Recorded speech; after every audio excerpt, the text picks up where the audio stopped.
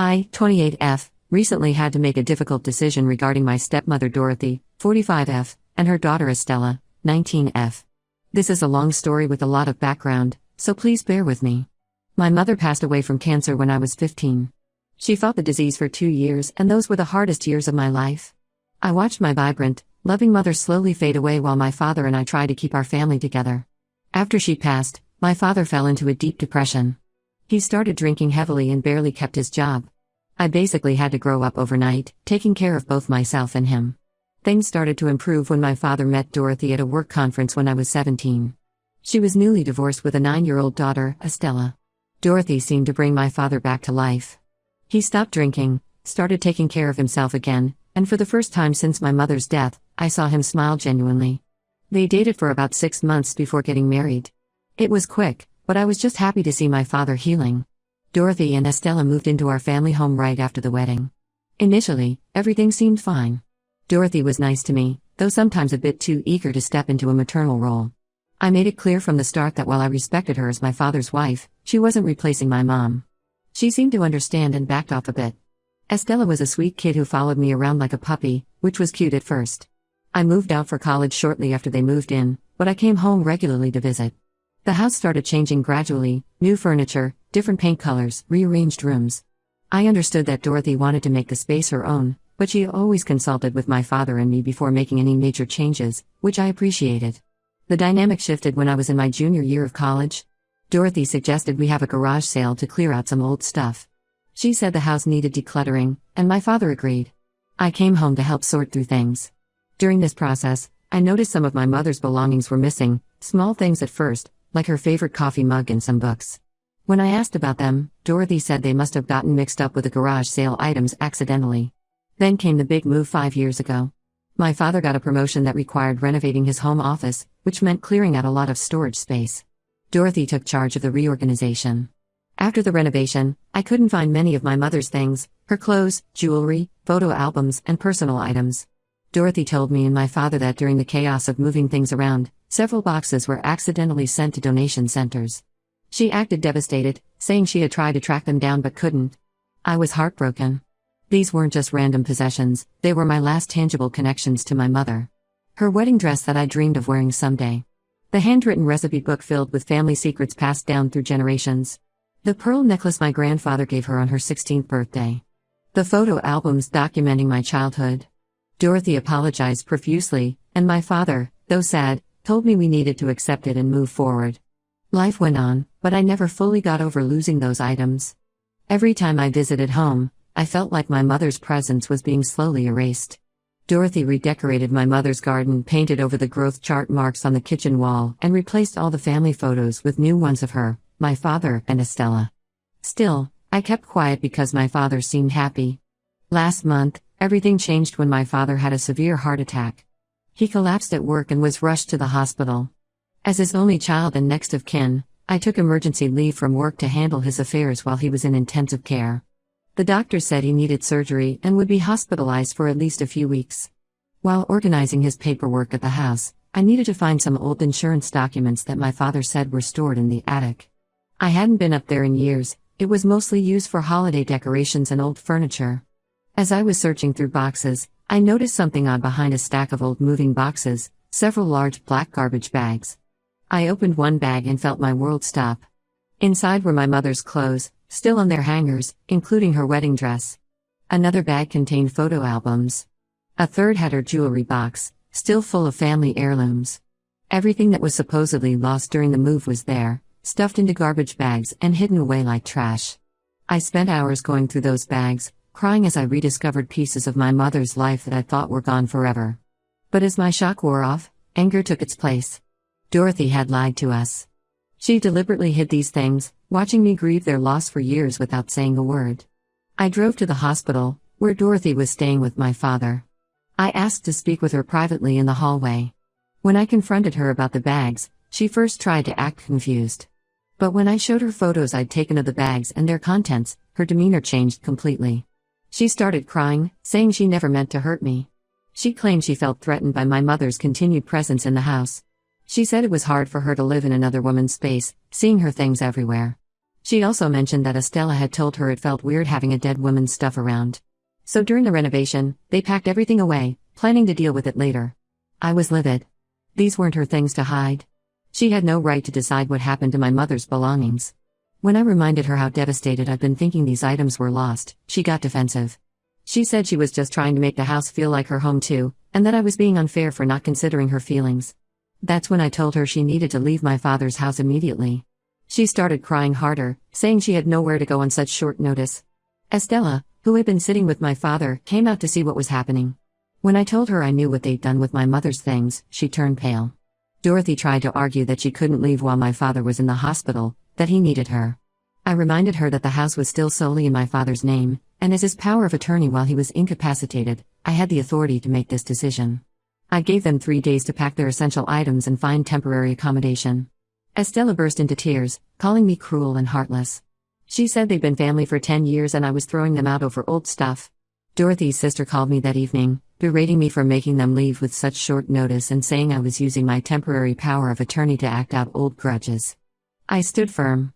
I helped them pack some clothes and personal items, then changed the locks after they left. I've moved back into the house temporarily to care for my father when he's released from the hospital. I haven't told him what happened yet. The doctors say he needs to avoid stress during his recovery. Some family members think I overreacted and should have waited until my father recovered to make such a big decision. They say I'm being vindictive and that Dorothy's actions, while wrong, don't justify making her and Estella homeless. But I couldn't bear the thought of them continuing to live in the house after discovering their deception.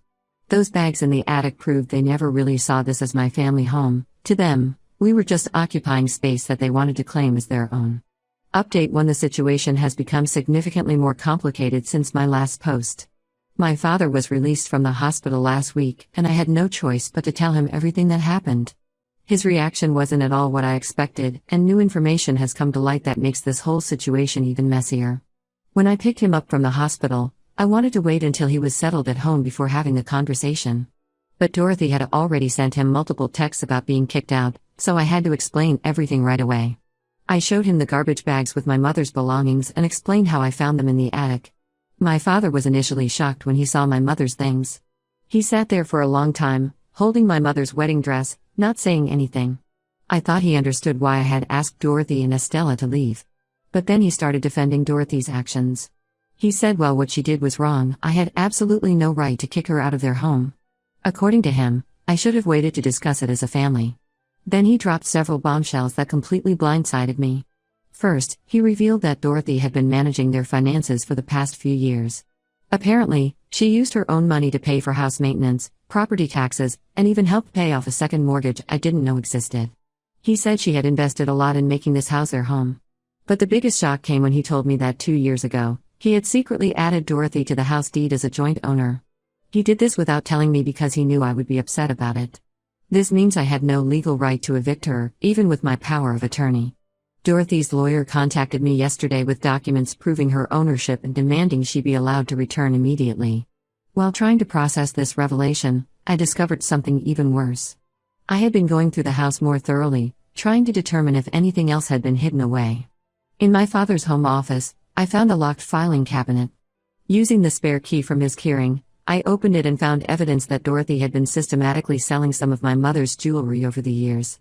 There were receipts from various pawn shops dating back 3 years. Some pieces I recognized from my mother's jewelry box, pieces that had been in our family for generations.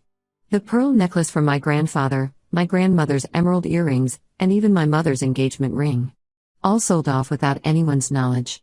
When I confronted Dorothy about this over the phone, she became defensive. She claimed she used the money for necessary house repairs and to start a college fund for Estella. My father seemed to believe her explanation, but something didn't add up. I went through old bank statements and found large transfers to Dorothy's personal account that coincided with the dates on the pawn shop receipts. The amounts transferred were always slightly less than the values shown on the receipts, suggesting she kept most of the money for herself. My father is now staying with Dorothy at her sister's house. He says he refuses to return home until I apologize to both Dorothy and Estella for my hasty and cruel actions. He claims the stress of this situation is affecting his recovery, which makes me feel guilty, but I can't bring myself to apologize when I know what they did.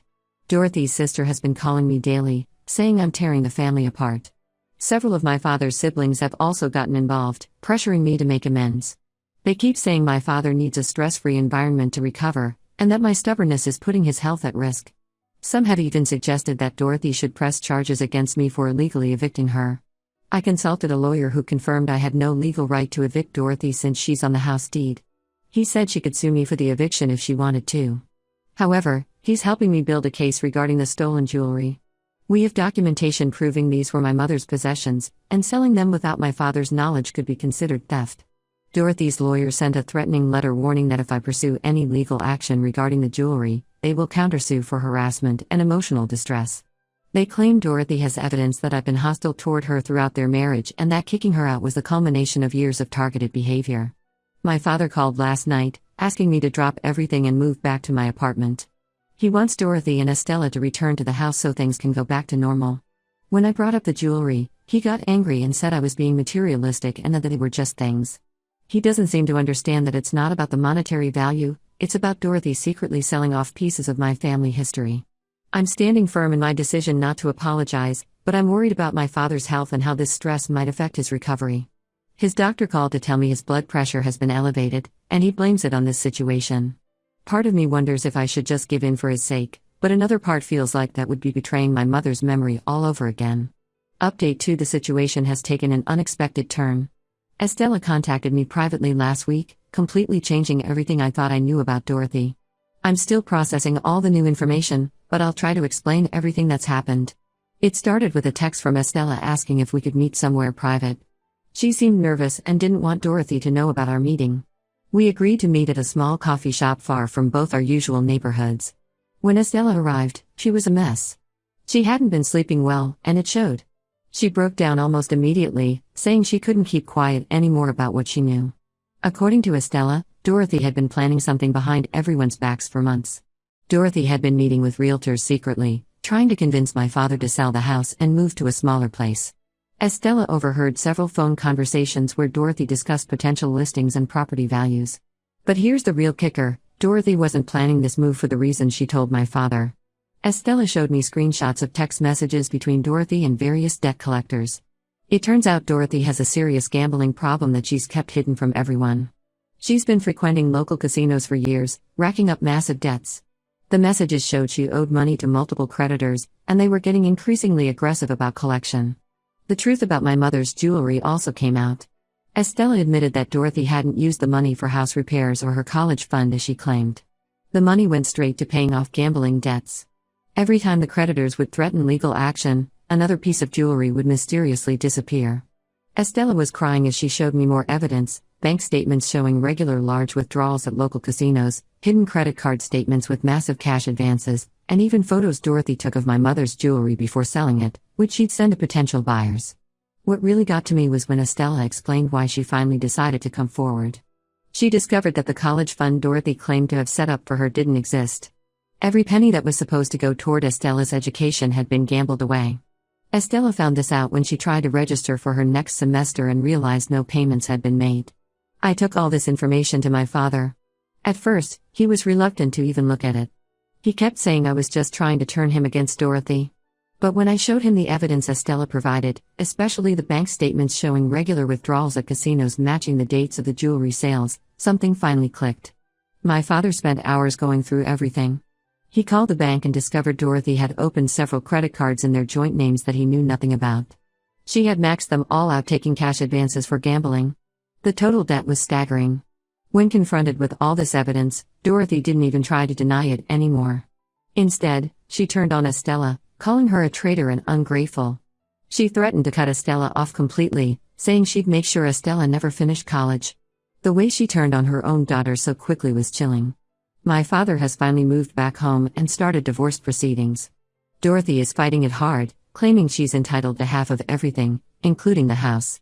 Her lawyer argues that since she's on the deed and contributed to household expenses, she has equal claim to all assets. Estella has moved in with us temporarily. She's been struggling with guilt, both about her role in hiding my mother's belongings and for not coming forward sooner about Dorothy's gambling. She explained that when she was 9, Dorothy told her they needed to hide my mother's things because they were making my father sad. Estella believed her mother was trying to help. By the time she realized the truth, She felt it was too late to say anything. The hardest part for Estella has been accepting that her mother's loving persona was largely an act. Dorothy presented herself as the perfect wife and mother to the outside world, but behind closed doors, she was manipulative and deceitful. Estella shared stories about how Dorothy would guilt-trip her into keeping secrets, always using emotional manipulation to maintain control. Update 3: The final chapter of this saga has come to a close, and I wanted to share how everything turned out. These past months have been a roller coaster, but things are finally settling into a new normal. The divorce proceedings are well underway, and my father's lawyer has built a strong case regarding Dorothy's financial deceptions. They discovered even more unauthorized credit cards and loans than we initially thought. Dorothy had apparently been taking out cash advances and personal loans using the house as collateral without my father's knowledge. The total debt was nearly twice what we originally estimated. Dorothy made one last desperate attempt to reconcile with my father 2 weeks ago. She showed up at our house unannounced late one evening, crying and begging for forgiveness. She claimed she was getting help for her gambling addiction and had joined a support group. When my father didn't immediately respond to her pleas, her attitude completely changed. She started threatening to tell everyone about my father's past drinking problems. She said she'd make sure his company knew about how bad things got after my mother died, implying it would ruin his career.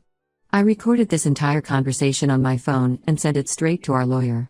Her attempted blackmail only strengthened our case against her. Estella has permanently cut ties with her mother after discovering even more lies. Not only had Dorothy emptied Estella's supposed college fund, but she'd also taken out student loans in Estella's name without her knowledge. Estella found this out when she started receiving collection notices for loans she never knew existed. We're working with authorities to prove these loans were taken out fraudulently. We've had some success tracking down my mother's jewelry. Several pieces were recovered from local pawn shops, including my grandmother's emerald earrings. The shops were cooperative once our lawyer got involved, providing documentation of all transactions with Dorothy. However, many pieces had already been sold to private buyers and are likely lost forever. The remaining items are now stored in a safe deposit box at my bank. My father and I are slowly rebuilding our relationship. He finally apologized for not seeing Dorothy's true nature sooner and for doubting my judgment when I first found my mother's things. He admitted that he was so afraid of being alone after my mother died that he ignored red flags about Dorothy from the beginning. Dorothy's sister and other flying monkeys still try to contact us regularly. They claim Dorothy is the real victim here, that her gambling was caused by the stress of living in a house haunted by my mother's memory. Some even suggested that my mother's illness and death somehow traumatized Dorothy, trying to excuse her actions. We've blocked them all on every platform. Estella is staying with us while she figures out her next steps. She's working part-time and taking online classes while we sort out the mess with her student loans. Despite everything Dorothy did, Estella still sometimes struggles with guilt over exposing her mother's secrets. We're helping her understand that she did the right thing. The house feels different now. We've brought my mother's things down from the attic, and some of her photos are back on the walls. My father and I spend evenings going through her recipe book, trying to recreate the dishes she used to make. It's bittersweet, but it feels like we're finally healing. Some relatives still think I was too harsh in my initial reaction to finding my mother's belongings hidden away. They say I should have been more understanding of Dorothy's feelings about living in another woman's house. But I don't regret exposing the truth. Sometimes the kindest thing you can do for yourself is to stop setting yourself on fire to keep others warm. Dorothy's final hearing is next month. Her lawyer is still pushing for half of everything in the divorce, but our evidence of her financial deceptions and fraud should prevent that. Either way, we're ready to close this chapter of our lives and move forward without her.